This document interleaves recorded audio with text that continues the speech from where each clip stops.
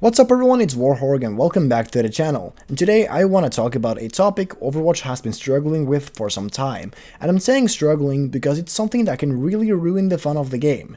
If you're new here, make sure to subscribe and like the video because it helps me out a ton. Anyways, originally I was going to go through the patch notes, but I couldn't even make it to the buffs and nerfs before I swallowed my words and stuttered a million times. So here we are, we're gonna do this instead. So, now, in Season 17, we got 3 new heroes, being Sigma, Junkrat, and Zenyatta. And I'm gonna say, I do love the design of Junkrat, and I think Sigma is also designed in a way that's fun to go up against. But that's not what I want to talk about. I just have a concern about Zenyatta's talents, and the direction the team is taking, because Overwatch is getting a more and more brain-dead gameplay loop. And before we dive in, or before I tell you about it, let me give you a challenge. And this is just Stadium heroes.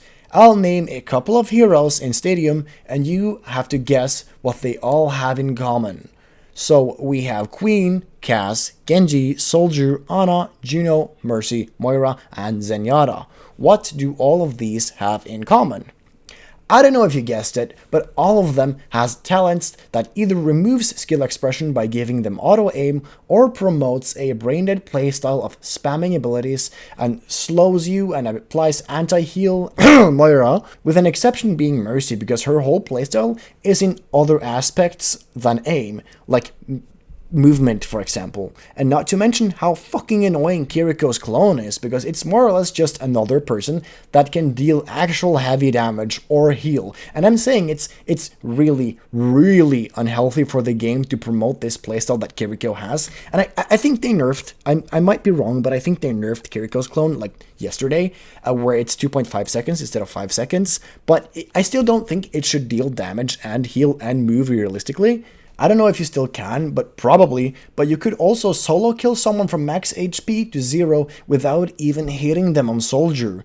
And then Kiriko's perk is still a massive problem, as I said. I mean, you could get dove by a Kiriko and she spawns a clone. You genuinely have no clue who is who until you hit one of them, and by that time, you're probably dead anyways. It does kind of feel like Blizzard runs out of ideas when making talents and just decides to slap on auto-aim or aimbot as the last perks. Honestly, I do understand that it's hard to find that many perks, and the Stadium perks are really creative. But auto-aim is not the answer, especially not in a game like Overwatch and especially in this game mode. If this was Goon Rivals, I'd respect it more, because the Goon game is way more casual and appeals to casual players that plays with one hand, and in Overwatch it's way more competitive, and by adding that auto-aim into the game, you remove some of the competitive feeling by removing skill expression, and many of the heroes that has come out does remove skill expression, with Kiriko for example being a huge example of getting caught, but you can just Suzu or teleport, or Suzu because you're taking a lot of damage and then teleport out. We also know that Blizzard can make really nice, fun heroes when it comes to skill expression, with Echo being the most perfect, fun, and great designed character, because she has a massive skill ceiling but a pretty high skill floor. And you can get really good at Echo, and she feels really good when you're doing well on. Or Queen, who has a high skill ceiling in my opinion, where you can shine well with skill expression. Now in Season 17, Zen has some pretty annoying perks, from Discord dealing damage, or Transcendence applying Discord to everyone, or this is a really annoying one, Snap Kick that stuns with a low cooldown. And I don't even think this is a good talent, but who the hell smokes crack and thought that was a good idea to give Zenyatta a stun? Or he can auto-aim with secondary fire on people under 35 HP, which is also quite unfun because again, it's auto-aim, he doesn't have to aim.